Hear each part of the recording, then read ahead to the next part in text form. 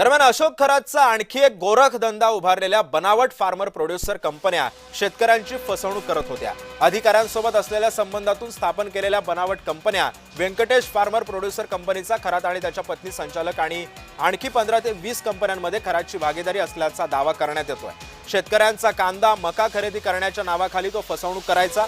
श्रीरामपूर येथील स्वतंत्र भारत पक्षाचे निलेश शेडगे यांनी पोलिसांमध्ये तक्रार केली आहे। खरात सहभागी अधिकाऱ्यांची सुद्धा ईडी चौकशी करत कारवाईची मागणी यावेळी करण्यात आली।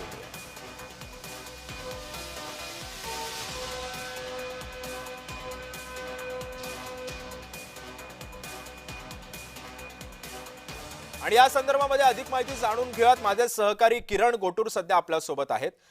किरण, हे प्रकरण जसं जसं पुढे सरकते अनेक नवे पैलू या प्रकरणाशी जोडले जातात।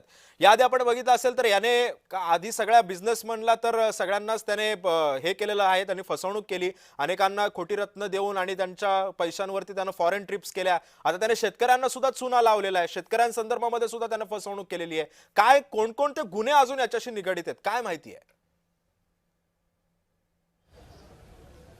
आत्तापर्यंत या संपूर्ण अशोक खरातच्या प्रकरणामध्ये अनेक धक्कादायक बाबी समोर आल्याचं आपल्याला बघायला मिळतं। अशोक खरातवरती आत्तापर्यंत 11 गुन्हे दाखल झालेले आहेत आणि त्यापैकी 8 गुन्हे हे महिलांनी अत्याचार आणि लैंगिक शोषणच्या विरोधात हे दाखल केल्याचं आपण बघितलेलं आहे। आजसुद्धा अशोक खरातला कोर्टामध्ये जेव्हा हजर केलं गेलं, आज अशोक खरातला 8 एप्रिलपर्यंत जे आहे ते पोलीस कोठडी देण्यात आलेली आहे। एका महिलेने अशोक खरातच्या विरोधात गर्भपात आणि लैंगिक अत्याचार बलात्कारच्या विरोधात गुन्हा दाखल केलेला होता आणि त्याच मुद्द्यावरती जे SIT ने कालच आणखीन एकदा अशोक खरातला ताबा मिळावा यासाठी अर्ज केला होता आणि त्या मुद्द्यावर आज सुनावणी झाली आणि आज माननीय न्यायालयाने अशोक खरातला 8 एप्रिलपर्यंत म्हणजे 6 दिवसांची पोलीस कोठडी दिलेली आहे। त्यामुळे या संपूर्ण प्रकरणाला अजून काही वेळ जो आहे तो SITला मिळणार आहे। त्यामुळे या तपासाला वेग येईल अशा पद्धतीचं एक अंदाज आपण बांधू शकतो।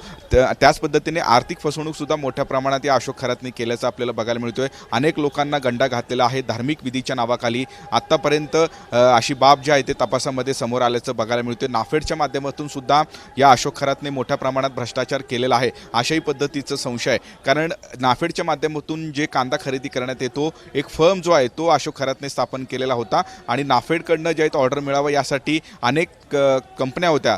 एकूणच जवळपास 200 ते 250 कंपन्या असताना सुद्धा नाफेडने अशोक खरातच्या कंपनीला कांदा खरेदीसाठी हे लायसन दिलं आणि त्यामध्ये सुद्धा मोठ्या प्रमाणात भ्रष्टाचार झालेला आहे आणि यामध्ये काही नाफेडचे अधिकारी सुद्धा आहेत अशा पद्धतीचा संशय जो आहे तो SITला आहे आणि याही प्रकरणाचा संपूर्णपणे तपास व्हावा अशा पद्धतीची मागणी आता जे होताना बघायला मिळतोय। एकीकडे महिलांवरती अत्याचार असेल, एकीकडे आर्थिक फसवणूक असेल, एकीकडे धार्मिक विधीच्या नावाखाली वेगवेगळ्या लोकांना घातलेला गंडा असेल, असे अनेक धक्कादायक बाबी आतापर्यंत हे समोर आल्याचं आपल्याला बघायला मिळालेलं आहे। त्याच पद्धतीने अशोक खरातने नाशिक असेल, शिर्डी असेल, पुणे असेल, अहिल्यानगर असेल अशा वेगवेगळ्या भागांमध्ये मोठ्या प्रमाणात प्रॉपर्टी घेतल्याचं सुद्धा माहिती या संपूर्ण तपासामध्ये समोर आलेली आहे। त्यामुळे आज अशोक खरातला 8 एप्रिलपर्यंत हे पोलीस कोठडी देण्यात आलेली आहे। त्यामुळे अनेक धक्कादायक बाबी समोर येतील अशा पद्धतीचा एक अंदाज व्यक्त केला जातोय। त्यामुळे हा सगळा जो तपास आहे SITचा तो कुठल्या मार्गाने जातो, कुठल्या दिशेने जातो आणि त्याच पद्धतीने अजून काय काय एकूणच अशोक खरातचे कारनामे बाहेर येतात हे बघणं महत्त्वाचं असेल। नक्कीच किरण, तुम्ही सोबतच राहा, आणखी काही बातम्यांचे अपडेट्स मला तुमच्याकडून घ्यायचे आहेत।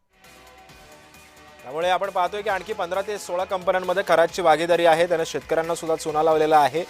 SITनं पोलीस कोठडीची मागणी केली होती, आता त्याला पोलीस कोठडी सुद्धा मिळाली। कांदा मका खरेदी करण्याच्या नावाखाली त्याने शेतकऱ्यांची सुद्धा आर्थिक फसवणूक केल्याचं आता उघड झालेलं आहे। आम्ही काल सर्च केलं तेव्हा दोन कंपन्यांचे नाव निघत होते।